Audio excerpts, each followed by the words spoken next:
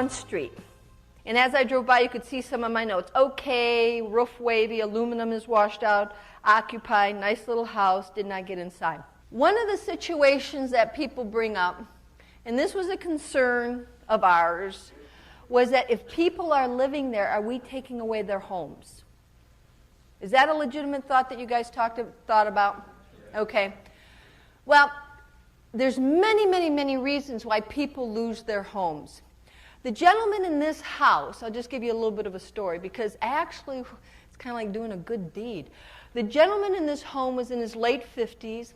He was mentally handicapped. His sister was in her 70s, had Parkinson's. She was extremely worried about him because she lived somewhere else. And she couldn't take care of him. And he smoked constantly. And he had very poor hygiene. Getting the drift? And she was very concerned. After the auction, we went up, because part of the rules was we had to remove the auction signs off of the properties, right? So we were there, we removed it, and she came out the door, and I walked up. I introduced myself, and I said, "Did you know your property was in the auction today?" She goes, "Oh, yes." And I thought, whoa, she's happy about this. This doesn't add up. She goes, and I says, "I just want to let you know that my friend and I purchased it." And she goes, "Oh, thank you, thank you, thank you."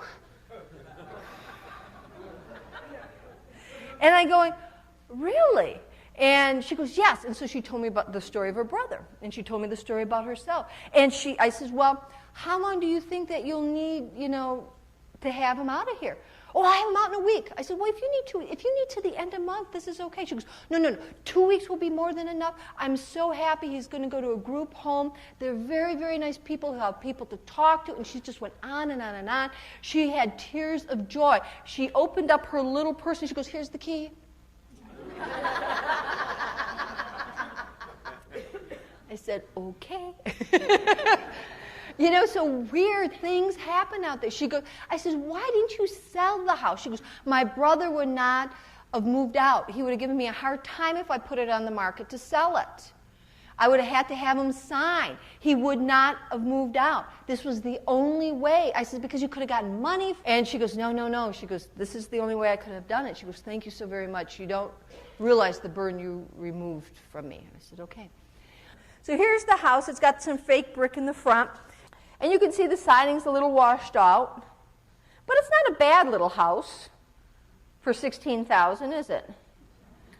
So we went in after the gentleman moved and pulled up the carpet, did a paint job, and a few of the improvements so it would smell better. It's amazing what a coat of paint does to sell a house, okay?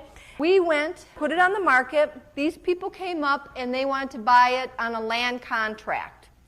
A land contract is where we become the bank. We are the mortgage holders. These people cannot qualify for a mortgage for some reason or not, okay? But they may have money. There's a lot of people out there. There's a lot of people who have money, but they've recently gone through bankruptcy or they have other issues. So just because a person can't buy a piece of property with a mortgage doesn't mean they don't have money.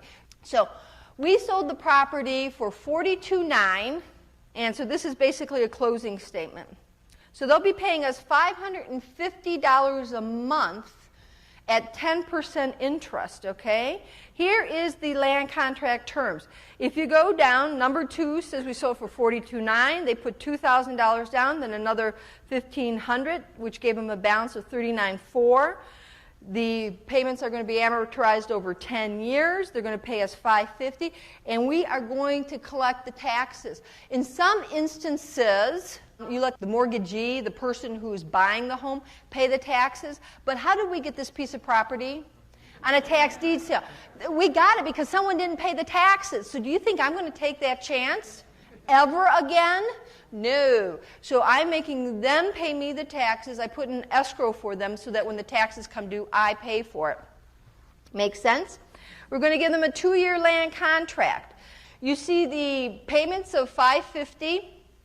You see the interest payments. So in 2 years, I'm going to make an additional $7,337.60 on my money because their land contract term, their mortgage rate with me is 10%. When their land contract come due, they're still going to owe me $33,500. So now I've made an additional $7,000 on my money. I've sold the property for $42,900, and now when they come to pay off, they're going to owe me $33,000 on top of that. Is that a pretty good little side investment?